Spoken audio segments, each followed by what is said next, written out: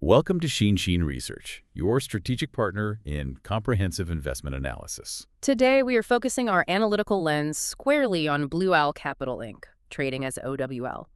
Our mission is to rigorously investigate, debate, and synthesize the quantitative metrics and strategic initiatives presented in their recent filings, specifically concentrating on the third quarter of 2025 financial results.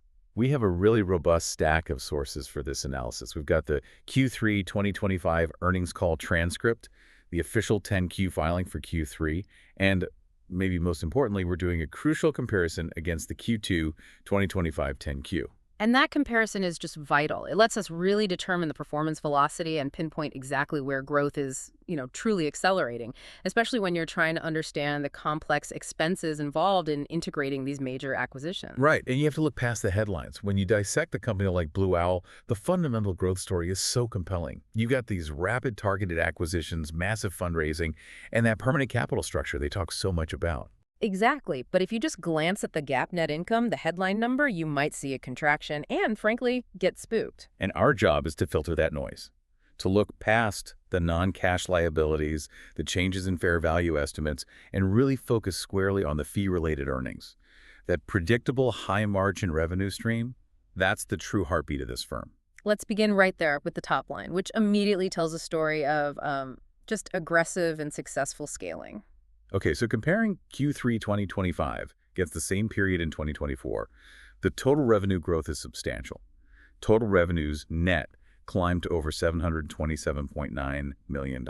That represents a really significant increase of about $127 million over the $600 million they reported in Q3 of 24.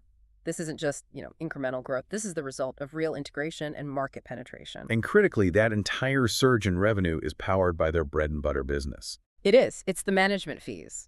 Management fees net reached $645.6 million in Q3 2025, which is up substantially from $523 million in the prior year.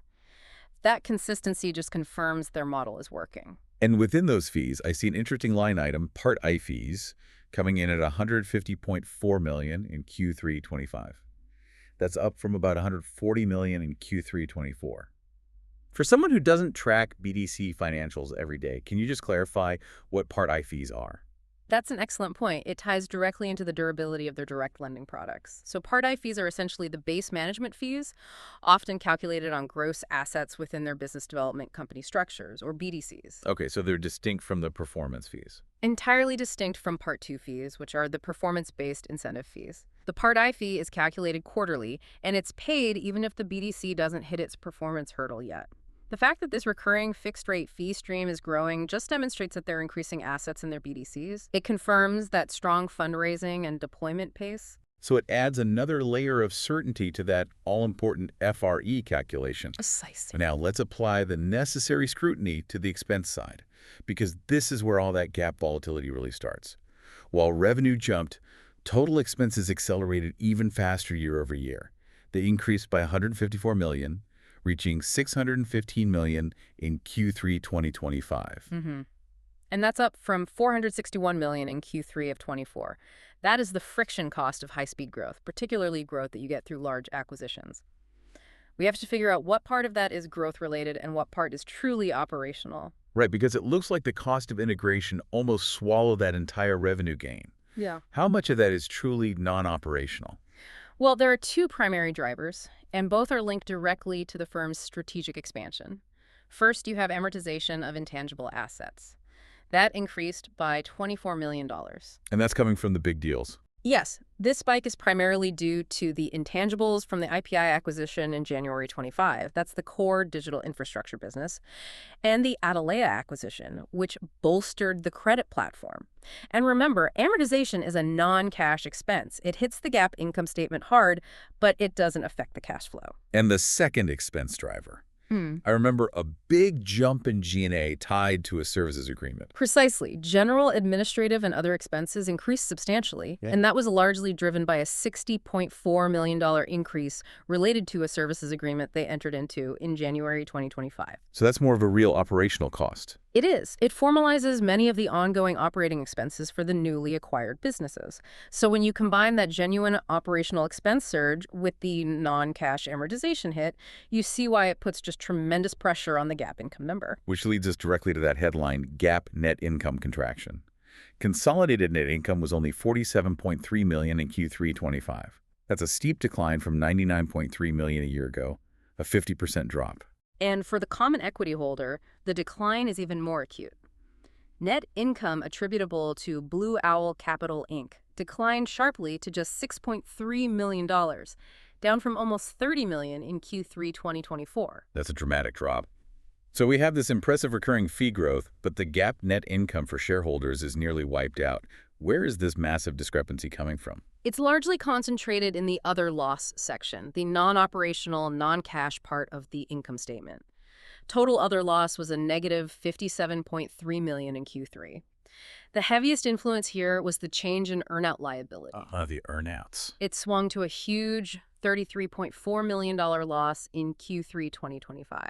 And that contrasts severely with the smaller $10 million loss they had in Q3 of 24. So that swing alone, a $23 million worsening, is staggering. And earnouts are usually linked to the future performance of an acquired company, right? Exactly, and this is where GAAP accounting creates these true paradoxes. This particular loss was driven by the change in the fair value of the CAM earnouts. As the acquired entity performs better than expected and gets closer to triggering those payment events, the accounting liability for the earnout actually increases. So it's a loss on paper because the acquisition is actually being successful. Ironically, yes. It's a non-cash accounting loss that reflects successful business integration and successful forward projection, yet it absolutely devastates the reported GAAP earnings. It's the classic asset manager dilemma. Success today means a non-cash loss tomorrow, even if the underlying fee-related earnings are robust. Precisely. You have to separate the noise of acquisition accounting from the clean, recurring economics of the FPAO machine. Okay, before we get to that FPAO machine, just briefly on the non-controlling interests. The weighted average economic interest held by common units declined a bit. It's a subtle but important structural shift. The percentage held by common units, that's the founders and partners, declined to about 58% in Q3 25, down from 61%. This just happens over time as those private units are exchanged for publicly traded Class A shares. It's a natural process. Right. So let's pivot now to the operational engine, the fuel for future revenue, starting with the sheer scale. As of September 30, 2025, assets under management, or AUM, stood at a massive $295.6 billion. But the crucial figure for recurring revenue, fee-paying AUM, or FPAUM, was $183.8 billion. That $183.8 billion, that's the number that matters for the stable FRE we keep talking about. That's the one. And what about the runway, the visibility into future growth? That visibility is indicated by the AUM not yet paying fees, which stood at $28.4 billion. It's a massive backlog.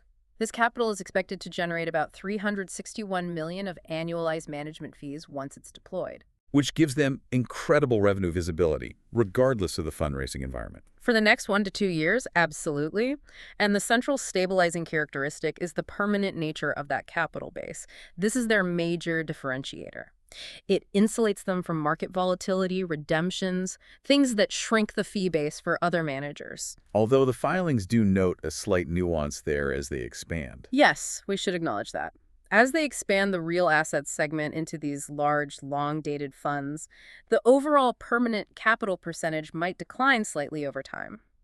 But long-dated here means funds with a remaining life of 5 years or more. So while it's contractually finite, it is still exceptionally sticky and stable. Okay, let's move into the operational side of the business. Let's start with the segment that really defined Blue Owl, GP Strategic Capital, or the GP Stakes platform. This platform continues to show phenomenal strength. Their latest flagship large-cap strategy has already raised $8 billion towards its $13 billion goal. $8 billion in this environment is a huge number. It's a testament to the market's confidence. And they're deploying it aggressively. They closed on 2 new investments in Q3, pushing their year-to-date deployment to more than $5 billion. That's slightly above their average annual deployment. And the performance metrics back it up. They really do. Net IRRs are robust, 22% for Fund 3, a staggering 34% for Fund 4, and 13% for Fund V. These figures just place them in the top echelon. But the real strategic story this quarter in GP stakes wasn't just deployment. It was proving out liquidity to their investors. This is where they demonstrate the elegance of the model. They executed their largest strip sales transaction to date, selling about 18% of the assets in Fund 4 for proceeds of over $2.5 billion. So why is that $2.5 billion transaction so important strategically? It provides concrete external validation of two key things. First, that the underlying minority stakes they buy are, in fact, highly valued liquid assets. And second, and this is the most important part, it addresses the denominator effect that's plaguing institutional investors right now. The denominator effect. Unpack that for us. So the denominator effect happens when a pension fund's public equity holdings, the denominator, shrink during a market downturn. This makes their private equity allocation, the numerator, look artificially large. LPs get over-allocated to illiquid assets and they need cash back. And that's where Blue Owl comes in. Exactly. When Blue Owl executes a $2.5 billion strip sale and achieves a stunning 3.2 times gross return on those assets, they are providing massive, needed liquidity. This positions them as a preferred manager for future capital. So it's not just about IRR anymore. It's about cash in hand. Exactly. Management hammered this point home by focusing on distributions to paid in, or DPI. Their flagship funds have distributed more than $5.5 billion over the last 18 months, which puts them in the top quartile on that metric. It's what LPs are watching most closely. We should also mention the predictable headwind here, the fee step down. Yes, transparency is key. They noted the expected fee step down for Fund 2 is happening at the end of October. It's a natural event as funds age, but it will have about a $22 million annual impact on management fees. Minor in the grand scheme, but it's there. Let's transition to the real assets platform, and specifically digital infrastructure, which is just this massive growth engine fueled by the IPI acquisition. This platform is scaling at an incredible velocity. Real assets FPAUM grew largely because of the $10.7 billion from the IPI deal, plus another $6.6 billion raised and deployed, primarily in their continuously offered products. Management made the striking claim that the addressable market for digital infrastructure is kind of infinite. That sounds like hyperbole. It does, but when you look at the deal flow, like the $27 billion Hyperion data center deal, the Meta joint venture, you start to see the scale they're talking about. The demand from hyperscalers like Google, Amazon, Meta for generative AI compute power is just insatiable. So how does Blue Owl engineer stability in a deal that big? It's all about the lease structure. These aren't office building leases. They are very long-dated, 15 to 20 years, with built-in rent escalators. This creates an inflation-protected, fixed-income-like revenue stream that is highly attractive. And what happens if Meta's needs shift in 10 years and they want to terminate early? How do you mitigate that risk? That was a specific point on the call. Management confirmed there is a perfectly mathematical make-whole mechanism in place for early termination. It ensures that the debt financing the project makes all its money back, fully protecting the downside. So this segment isn't just about deploying capital. It's about this proprietary operational moat, the stack business. The stack integration is the key competitive advantage. It's the barrier to entry. Blue Owl has about 1,000 people dedicated not just to financing, but to the design, build, and operation of these data centers. So they can bypass the market and just create their own assets. They create new, essential digital infrastructure at 7 to 8% cap rates. And we saw the proof of this on the call. Management noted they sold one organically created asset at a 5.25% cap rate. That spread between cost and exit cap rate is where you generate massive IRR. Exactly. They are creating value through operational expertise. And to put the scale in perspective, they're building or have built capacity equivalent to 10 gigawatts. That's enough to power roughly 10 sizable American cities. And beyond digital, the real assets platform is also scaling real estate credit. It's expanding rapidly. Their current fund, Real Estate Siphon, is targeting $7.5 billion, which is 3 times the size of the fund from 2 vintages ago. That aggressive growth shows you the perceived opportunity in private real estate credit today. And they're maintaining quality. Absolutely. The current products run an average cap rate near 8%, and their track record is strong. They exited their first three real estate funds with a 24% net IRR, and they did it by doing business specifically with investment-grade companies. That commitment to quality is reinforced by a partnership like the one with the Qatar Investment Authority, the QIA. That QIA partnership is highly significant. Continuously offered products are often seen as a retail channel. But having a sovereign wealth fund like QIA Anchor ODIT demonstrates that this structure appeals equally to massive institutional investors. It just broadens their fundraising base dramatically. Which seems to be their whole strategy. Let's finish this section with the credit platform. The credit platform maintains strong performance and, crucially, rock-solid credit quality in Q3. For direct lending, gross returns were about 3% for the quarter and 13% over the last 12 months. What metrics did they give to assure the market that quality remains intact? They focused on loan-to-value ratios. Weighted average LTVs are stable in the high 30s for their direct lending portfolio. For their niche software lending portfolios, LTVs are even lower, in the low 30s. That's a substantial equity cushion. And the underlying companies are healthy. They are. They're reporting high single-digit revenue and EBITDA growth on average, which indicates the borrowers are growing their way out of higher interest rates. And the alternative credit side showed even stronger returns. It did. Gross returns were about 4% in Q3 and 16% over the last 12 months. These are attractive figures, driven by contractual yield and principal recapture on relatively short-duration assets. And this segment is having a lot of fundraising success, especially in the private wealth channel. Huge success. They raised over $1 billion for a new interval fund very quickly. An $850 million first close, plus another $150 million right after. It just proves the immense private wealth appetite for these kinds of products. Let's talk about their strategic flow partnerships. With companies like PayPal or SoFi, management was really emphatic about credit quality here. They were adamant. Management stated clearly they are committed to prime credit quality only, explicitly saying we're not in the subprime business. They mitigate risk by using subordination structures, where the partner often owns the first loss piece. It's a crucial credit buffer. Management made an interesting reference to counter-skepticism about consumer credit, calling it the Mandela effect of finance. What did he mean by that? That phrase refers to a collective false memory.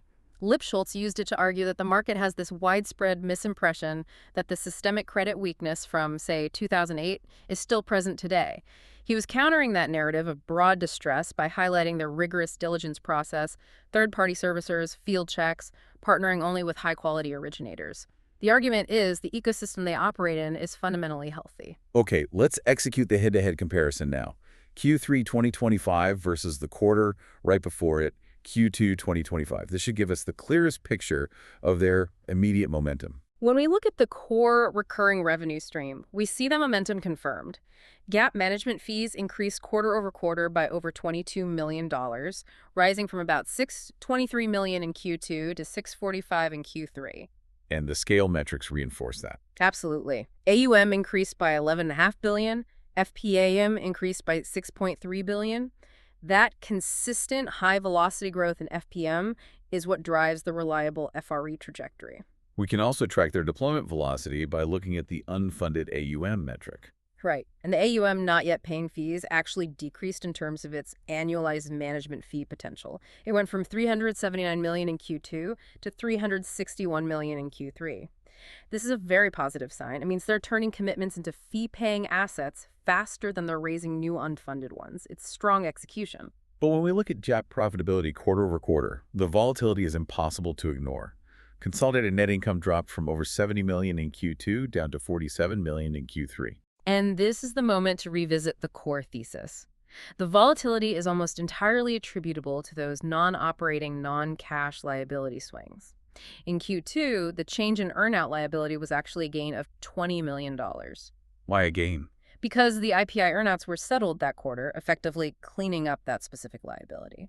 So Q2 got an artificial boost from that settlement. Only for Q3 to take a hit from the ongoing chem accounting. Exactly. Q3 was then hit with that substantial loss of $33.4 million tied to the mark-to-market of the Cayman earnouts. The swing from a $20 million gain to a $33 million loss is a $53 million swing just from accounting estimates. It's the clearest proof of why GAAP net income is unreliable here. And management guided investors toward the clean operating metric, fee-related earnings per share. They emphasized that quarter-over-quarter growth 2Q to 3Q 25 is the most reliable indicator of their EPS growth rate now. Since they closed their last major acquisition in January, these 2 quarters represent a clean run rate. They noted a meaningful closing of the gap between FRE growth and FRA per share growth, which confirms successful accretion of those deals. Let's quickly review the financial structure changes they made to bolster liquidity. They made some crucial moves. In August, they amended the revolving credit facility, dramatically increasing capacity to nearly $2.5 billion, with potential to go to $3 billion, and they extended the maturity to 2030. So significant strategic dry powder. A ton of it. And what's fascinating is that despite the high-rate environment, their borrowing rate on the revolver actually declined slightly from 5.67% in Q2 to 5.43% in Q3. That suggests very strong lender confidence. And finally, shareholder returns. Any buybacks? The dividend is fixed and predictable at 22.5 cents, but it is worth noting that 0 Class A shares were repurchased in Q3. They had bought back some shares earlier in the year, but the lack of activity in Q3 suggests they were prioritizing liquidity, which makes sense given the acquisitions and pending obligations. Let's shift our attention to management strategic vision. Co-CEO Mark Lipschultz took a really strong, almost defensive stand on their M&A strategy. He did. He claimed they have done acquisitions phenomenally well, in contrast to the wider industry, positioning them for where the real opportunities going forward are. That's a bold statement, especially with those rising G&A costs. Does the evidence support that confidence? I think it does if you look through the lens of FPM acceleration. The Q3 financials show the continued successful integration of IPI, KM, and Atalaya. The fee increases are direct evidence that these deals are immediately accretive to the FRE base, even if the non-cash expenses obscure GAAP profit. Their M&A strategy isn't about cost-cutting. It's about buying scale and specialization. And that focus feeds directly into their core vision. Absolutely. Lipschultz summarized it by saying, "There's a reason that we grow faster and more predictably than anyone in our industry. That predictability comes from extreme focus. They deliberately limit their focus to just 3 core areas where they strive to be highly specialized, differentiated partners." Let's talk about the macro environment in Q3. It seemed a bit more constructive. It was. It provided a supportive tailwind. We saw the S&P 500 hit an all-time high. The 10-year Treasury yield declined to 4.15%, and significantly, the Fed cut rates by 25 basis points in September. A big shift from the volatility in Q2. A huge shift. The Q2 environment had all that uncertainty around tariffs. Q3 was generally much more favorable for asset deployment and fundraising, but of course they maintained the standard caution in the 10Q about persistent risks like inflation and geopolitical events. And they reiterated the long-term industry trend that favors them: consolidation. The trend is undeniable. The market is consolidating, favoring managers with scale. And because Blue Owl has that permanent capital structure, they can offer stability when smaller managers are struggling. Scale allows them to win those massive bespoke deals like the Meta JV. Okay, now we have to address the most complex liability on their balance sheet: the Tax Receivable Agreement, or TRA. It represents a massive future liability. We have to unpack this carefully. It's often misunderstood. As of September 30, Blue Owl expects to pay approximately $1.7 billion under the TRA. That figure is massive. It's roughly half their annual revenue, and it stems from the structure of their IPO. Explain the mechanism simply. What is the TRA, and why does it lead to a $1.7 billion liability? So Blue Owl operates under what's called an UPC structure. When the original partners exchange their private operating group units for public Class A shares, the company gets a significant increase in the tax basis of its assets. This lets Blue Owl deduct larger amortization expenses over time, which reduces its future taxable income. So it's a tax shield. Where does the liability come from? The TRA is an agreement to share that benefit. Blue Owl agrees to pay the original unit holders 85% of the actual cash tax savings realized from those deductions. So the $1.7 billion is a deferred obligation that is contingent on Blue Owl generating sufficient taxable income to realize those tax benefits. So if the business is successful and generates high taxable income, the TRA gets paid. Exactly. It's a payment triggered by success, but it is a substantial future cash outflow. It's also important to note this obligation sits with Blue Owl GP, not the operating group. And if they need to, they can incur debt to finance the TRA payments. But the liability is real and it requires continuous cash flow management. Let's synthesize all these findings. The key narrative for Blue Owl in Q3 seems to be reliable, persistent operational growth, just perfectly masked by substantial but temporary non-cash volatility. That's the definitive takeaway. The robust growth in FPM to 183.8 billion, underpinned by that permanent capital structure, points directly to reliable, accelerating revenue generation. The 6.3 million in GAAP net income is, frankly, irrelevant noise. And we saw a validation of their specialized niche strategies, providing those crucial competitive moats. In GP stakes, they proved out liquidity with that strip sale, realizing a remarkable 3.2 times gross return. That's a massive competitive advantage. In real assets, they demonstrated their operational capacity through Stack, building 10 gigawatts of digital infrastructure and engineering massive, de-risked deals like the Meta JV. And the credit platform is scaling efficiently while keeping a critical focus on quality. Yes, raising over $1 billion for its new interval fund, validating that private wealth channel, and management's unwavering commitment to prime credit quality, only countering that so-called Mandela effect of finance, provides real confidence in the long-term durability of those assets. So as we look forward, what is the single most provocative strategic thought we should leave the listener with, particularly on the real asset side?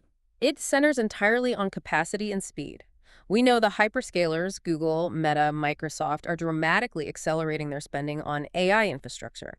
Blue Owl has a unique competitive edge with its Stack team and a reported $50 billion pipeline of opportunities. So the critical question is this: how quickly can they scale their specialized fundraising to match the speed required by the seemingly infinite addressable market? Their success hinges not just on finding deals, but on their ability to mobilize commensurate amounts of permanent capital to capture that enormous infrastructure demand before competitors can fully organize. With that, we conclude our coverage for this video. Thanks for joining us. Sheen Research, Mindful Markets, Measurable Meaning.